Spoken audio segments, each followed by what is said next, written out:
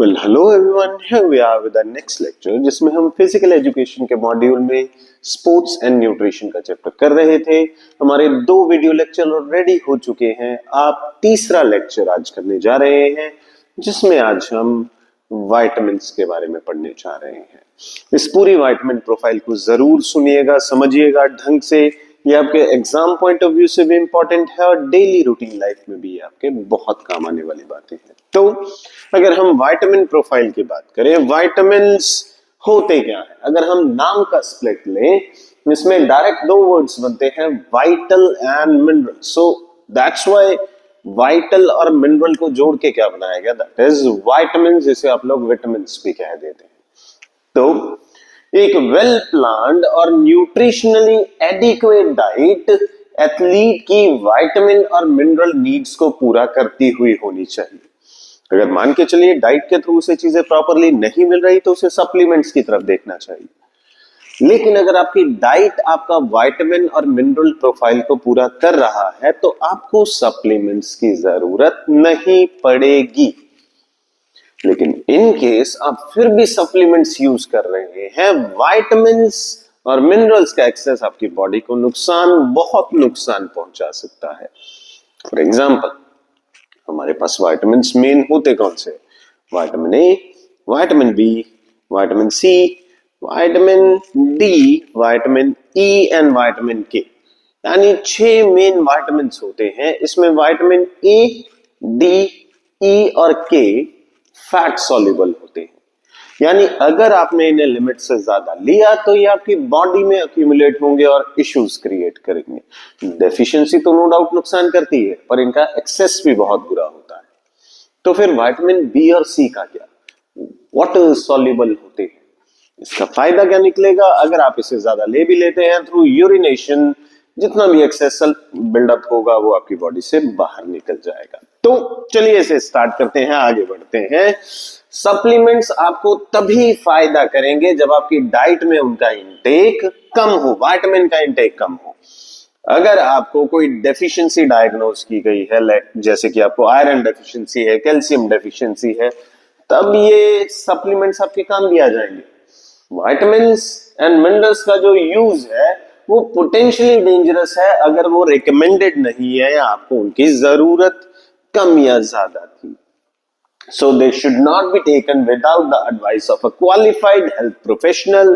अपने कोच से बात कीजिए, अपनी डाइट उन्हें बताइए, वो स्पेसिफिकली आपको बताएंगे क्या आपको उस चीज की जरूरत है या नहीं है। आगे बढ़ रहा हूं, तो यहाँ पे कुछ विटामिन्स के common name and scientific name लिखे हैं, जैसे कि विटामिन ए, जिसे बायोलॉजिकली रेटिनॉल कहा जाता है। विटामिन बी प्रोफाइल है, इसमें नाम है B1 is thiamine, B2 is riboflavin, B5 is pantothenic acid, vitamin B6 is pyridoxine, vitamin B3 is niacin, vitamin B7 is biotin, vitamin B9 is folic acid, that is very essential vitamin. उसके बाद में vitamin B12 is cobalamin. ये B profile हो गई। Vitamin C, जिसे ascorbic acid कहते हैं, citrus fruit से आपको ये मिलते हैं। विटामिन डी, जिसे कैल्सीफेरॉल कहा जाता है, जब आप धूप फेस करते हैं, माइल्ड सी धूप को, तो आपकी स्किन का कोलेस्ट्रॉल विटामिन डी में बदल जाता है। Then vitamin E, that is called as tocopherol, आपकी स्किन के लिए बहुत अच्छा है। विटामिन के, जो ब्लड क्लॉटिंग में काम आता है, इसका बायोलॉजिकल नाम फाइटोमिनाडायोन होता है। तो ये हमारे पास कुछ विटामिन्स के कॉमन नेम और उनके साइंटिफिक नेम हो जाते हैं। आगे बढ़ रहा हूं बेटा मैं। इसके बाद में अगली इंपॉर्टेंट चीज करते हैं, इन सभी विटामिन्स को याद करने के लिए कुछ ट्रिक्स वगैरह है। ये हमारे इतना मेन काम की नहीं होती है। कुछ विटामिन्स, इंपॉर्टेंट विटामिन और उनके डिस्कवरी में जिन साइंटिस्ट का रोल था, हम उनके नाम देख रहे हैं। ये एमसीक्यू में बन जाता है जब आप बोर्ड की प्रिपरेशन कर रहे हैं। विटामिन ए को डिस्कवर किया था मैककॉलम ने, विटामिन बी को भी डिस्कवर किया था मैककॉलम ने, विटामिन सी हॉल्स्ट की डिस्कवरी थी, and vitamin D is McCollum. तो मैककॉलम आपको याद करना है, उसने vitamin A, B and D discover किए थे। सी के लिए हॉल्स्ट याद रखिएगा।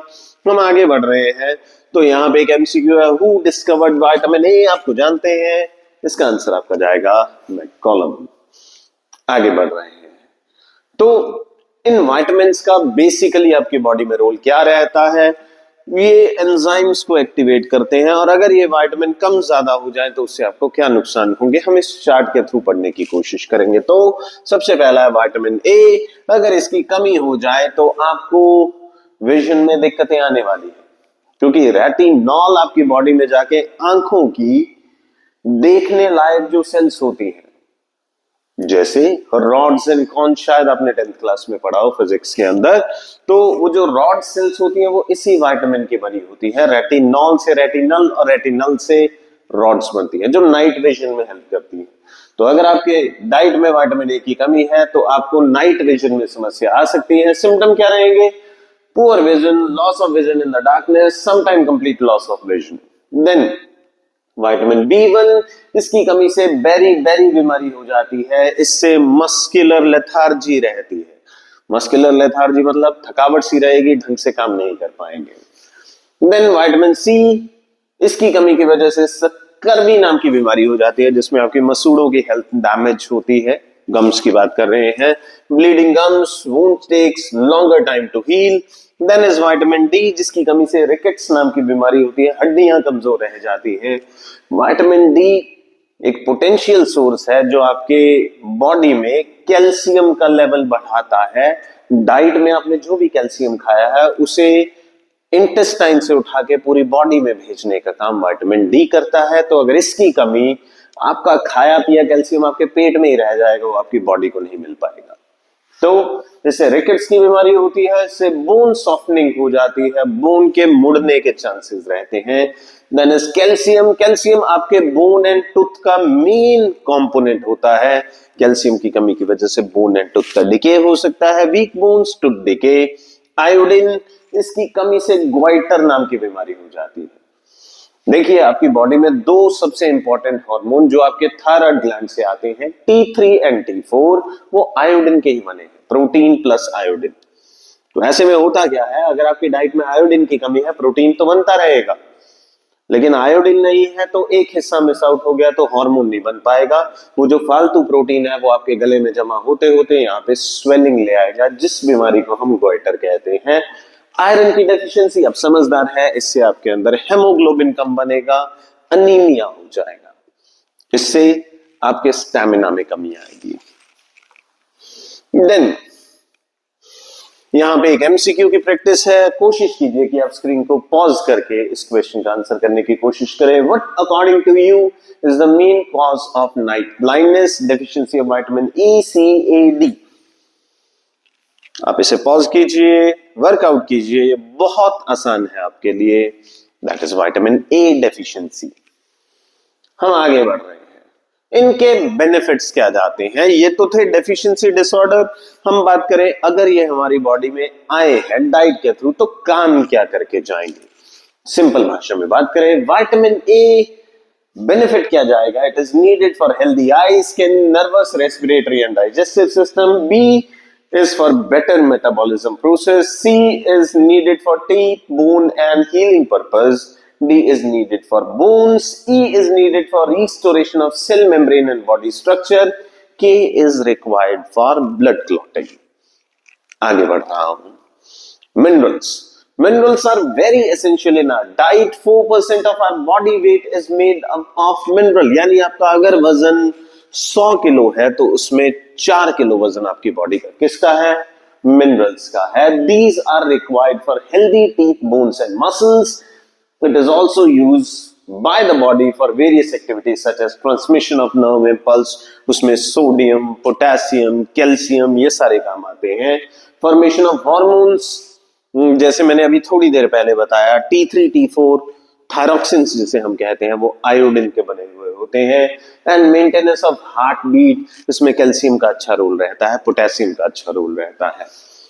तो यहाँ पे कुछ कैटेगरी बांट दी। मैक्रो मिनरल जो ज्यादा अमाउंट के अंदर आपको चाहिए होंगे, सबसे पहला है calcium. Calcium is among the top macro minerals in terms of growth and development of our bones and teeth. It helps in blood clotting.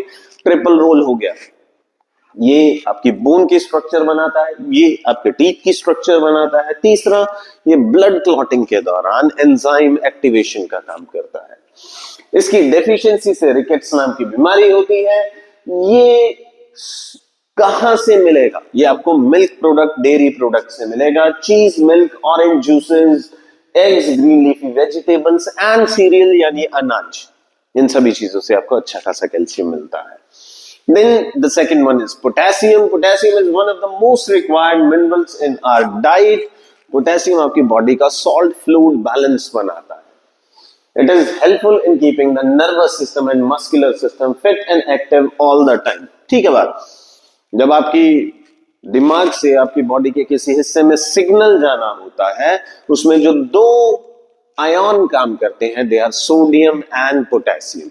उनमें से एक की बात यहाँ पे हो रही है, दैट इज पोटेशियम। ये ना हो तो इंपल्स नहीं चलेगी, इंपल्स नहीं चलेगी तो ब्रेन ऑर्गन्स को कंट्रोल करेगा भी कैसे?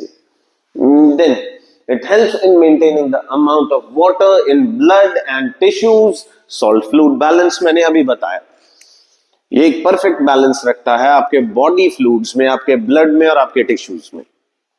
Then it is a main, इसके मेन सोर्सेस क्या रहते हैं? कच्चा केला कहा जाता है, that is banana, tomatoes, green leafy vegetables and beans. Then is the sodium, ये भी मस्कुलर एक्टिविटी को कंट्रोल करेगा, ये नर्व इंपल्स ट्रांसमिशन में इंपॉर्टेंट है। वही बात हो गई, पहले पोटेशियम का रोल हो गया, अब सोडियम का, और दोनों जरूरी बताए थे। याद रखिएगा इस चीज को, नर्व इंपल्स ट्रांसमिशन में तीन मेन आयन होते हैं, सोडियम, पोटेशियम एंड कैल्शियम। आपको इनमें से किसी भी मैक्रो का रोल पूछा जाए, नर्व इंपल्स ट्रांसमिशन कॉमन आएगा उनके अंदर। The sources are table salts, pickles and butter वगैरह, यानी कि आपको घरेलू सादे नमक के अंदर सोडियम का अच्छा खासा काउंट मिल जाएगा। Then is magnesium, it repairs and maintains the body cell. ये काम कैसे चलेगा? क्योंकि मैग्नीशियम ही है जो आपकी बॉडी में चलने वाले प्रोटीन सिंथेसिस को कंट्रोल करता है। तो अगर मैग्नीशियम का काउंट अच्छा खासा है, प्रोटीन सिंथेसिस आपकी बॉडी में अच्छा चलेगा, तो आपकी बॉडी की रिकवरी अच्छी जाएगी। ये बॉडी को रिपेयर करता है, बॉडी सेल्स को मेंटेन करता है। ये meat, brown rice, beans and whole grains के अंदर मिलता है। अपनी डाइट बनाते जाइए। Then is phosphorus. Phosphorus calcium के साथ मिलके आपकी बोन एंड टीथ को बनाता है, यानी आपके बोन एंड टीथ सिर्फ कैल्शियम से नहीं, फॉस्फोरस से भी बने हुए हैं। Then it keeps the muscles and nerve activities normal, क्योंकि फॉस्फोरस ही वो चीज है जो कि डीएनए की चेन बनाता है। फॉस्फोरस ही वो चीज है जो कि एटीपी बनाता है। Adenosine triphosphate is from phosphorus, और एटीपी आप सभी ने सुना है, वही तो एनर्जी है। तो एनर्जी का मेजर पोर्शन फॉस्फोरस ना हो तो एटीपी कैसे बनेगा? देन इसके सोर्सेज क्या जाएंगे? Eggs, fish, liver, milk and unpolished rice. कुछ माइक्रो मिनरल्स की बात करते हैं, जिसमें पहला आ रहा है आयोडीन। आपके थायराइड के हार्मोन बनाने में इसका मेन रोल है। It produces the hormones for the thyroid gland. It is also significant for proper growth and development. वो तो सीधी सी बात है, थायरॉक्सिन्स ही है जो आपकी mental development and physical development कराते हैं। Then lack of iodine can cause goiter, swollen thyroid gland and mental retardation। अभी बताया मैंने, T3 T4 ही mental development कराते हैं। Then the sources are iodized salts, fish and seafood, क्योंकि seafood के अंदर आयोडीन का कंटेंट सबसे ज्यादा होता है। सी में मिलने वाले कुछ ब्राउन एल्गीज होते हैं जिनके अंदर आयोडीन का काउंट बहुत ज्यादा होता है। Then the next one is iron। आप जानते हैं ये हेमोग्लोबिन बनाएगा। हेमोग्लोबिन आपकी आरबीसी के अंदर बैठ के आपकी गैसियस ट्रांसपोर्ट में हेल्प करेगा। आयरन कम है, हेमोग्लोबिन कम है, स्टैमिना कम होगा, ऑक्सीजन के रिसोर्सेज जो आपकी बॉडी में है जल्दी खत्म हो जाएंगे, आप लंबे टाइम तक काम नहीं कर पाएंगे। It is essential in the production of haemoglobin. इसकी वजह से अनीमिया हो जाएगा। इसके सोर्सेज क्या जाते हैं? स्पिनच, यानी कि हम बात कर रहे हैं पालक की। पालक के अलावा मीट है, एग है, ड्राई फ्रूट्स है, बनानास है, green leafy vegetables. Then is chromium, यह थोड़ा सा नॉन कन्वेंशनल हो जाता है। It is essential in the production of haemoglobin. Its deficiency में कॉज डायबिटीज। क्रोमियम की डेफिशिएंसी की वजह से डायबिटीज हो जाता है। पेनक्रियास की सेल्स की हेल्थ मेंटेन करने में इसका अच्छा खासा रोल है। The sources are soybeans, black gram, carrot, tomato, groundnuts, bajra and barley. Then हमारे पास आते हैं कुछ non nutritive components of diet. Non nutritive मतलब ये आपकी बॉडी की नरिशिंग नहीं करेंगे, बस आपके खाने का बल्क बनाएंगे। इनमें पहला आ रहा है पानी, दूसरा आ रहा है रफेज यानी कि मैं सैलड्स की बात कर रहा हूं। देन इज आर्टिफिशियल स्वीटनर्स, वो चीजें जो आपके खाने में मिठास बनाती है ताकि आपके टंग के टेस्ट बड्स जो है वो सेंसेट हो, बॉडी में हार्मोनल और एंजाइमेटिक सिक्रीशन ज्यादा हो ताकि खाना ढंग से पच जाए। देन आर प्रिजर्वेटिव्स जो आपके खाने को उसकी ड्यूरेशन बढ़ाते हैं, उसकी शेल्फ लाइफ इंक्रीज कराते हैं। And then plant products. So fibre and roughage has no nutritive value. Salad खाते हैं, सैलड बस पेट को भरा भरा महसूस कराएगा ताकि आप जंक की क्रेविंग को शांत कर सकें। It is undigested part of the food and it can be said that it cannot be digested by human intestinal tract। हमारे पास ऐसे एंजाइम ही नहीं है कि हम फाइबर्स को डाइजेस्ट कर पाए। It improves the intestinal function by adding bulk to the food। खाने की वॉल्यूम बनाएगा, उस वॉल्यूम से आपको पेट भरा हुआ महसूस होगा ताकि आप ऊट पटांग चीजों की क्रेविंग को डिनाई कर सके और आप ऊट पटांग चीजें ना खाएं। Then It helps the individual to satisfy the appetite. It prevents constipation। हाँ ठीक है, फाइबर से पेट की सफाई हो जाती है, इससे कब्ज से राहत मिलती है। सो हम थोड़ा रिकॉल ले रहे हैं। सबसे पहले है न्यूट्रिएंट। कार्बोहाइड्रेट्स एनर्जी देते हैं, ये नर्वस सिस्टम, ब्रेन, आरबीसी, इन सभी चीजों के लिए एनर्जी प्रोवाइड करते हैं। They spare protein for their important function, यानी कि अगर शुगर है आपकी सेल प्रेफरेंस में इसे बर्न करेगी तो प्रोटीन बच जाएंगे ताकि आपकी बॉडी की रिपेयर एंड स्ट्रक्चर बनाने में प्रोटीन काम कर सके। Sources fruit, cereal, grains, milk, sugar, rice, vegetables, pasta and bread. Then आ रहा है हमारे पास क्या, that is roughage. Dietary fibre और roughage provide feeling of fullness. पेट भरा हुआ महसूस होगा, हंग्री महसूस नहीं होगा। सो आपकी डाइट का बल्क बनाएगा, इससे स्टूल एलिमिनेशन स्मूथ हो जाएगा। Stools, what are stools? Potty की बात हो रही है तो कब्ज से राहत मिलेगी, फीकल मैटर पास होने में स्मूथ ट्रांजिशन रहेगा। जैसे कैंसर, डायबिटीज, हार्ट डिजीजेस, इन सभी चीजों से आपको रिलीफ रहेगी, या ये सब चीजें आपको नहीं आएंगी। Whole grain cereals, whole pulses, GLBs, peas, beans and other vegetable fruits like guava, orange and pineapple.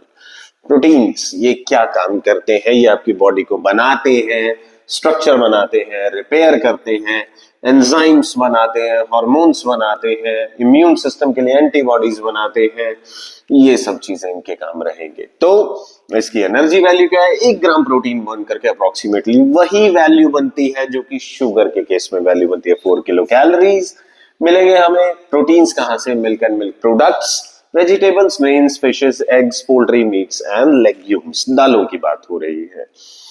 Then fats की बात करें, फैट्स प्रोवाइड एनर्जी, सबसे ज्यादा एनर्जी प्रोवाइड करते हैं ये फैट्स। सॉल्युबल विटामिन्स को यानी ADEK को स्टोर करते हैं, ये सेल मेम्ब्रेन बनाते हैं, ये हार्मोन्स बनाते हैं, बाइल सॉल्ट्स बनाते हैं ताकि फैट्स को डाइजेस्ट करने में हेल्प मिले। Meat, poultry, fish, milk and milk products, nuts and seeds, vegetable oils, desi ghee, वनस्पति घी, बटर, मार्गरीन एंड चीज इसके सोर्सेस रहेंगे। तो बेटा ये हमारा आज का टॉपिक रहा। एक वीडियो लेक्चर और उसके अंदर हम डाइटरी कंट्रोल की बात करेंगे कि पिटफॉल्स ऑफ डाइटिंग क्या होते हैं, हमें डाइटिंग कब करनी चाहिए, कब नहीं करनी चाहिए, कब डाइटिंग गलत हो जाता है, कब फूड पे कंट्रोल करने की जरूरत है, कब आपको डाइट लेनी जरूरी हो जाती है। ये सब चीजों के लिए मिलते हैं हम अगले वीडियो लेक्चर में। आज के लिए फिलहाल इतना ही था। Thank you so much.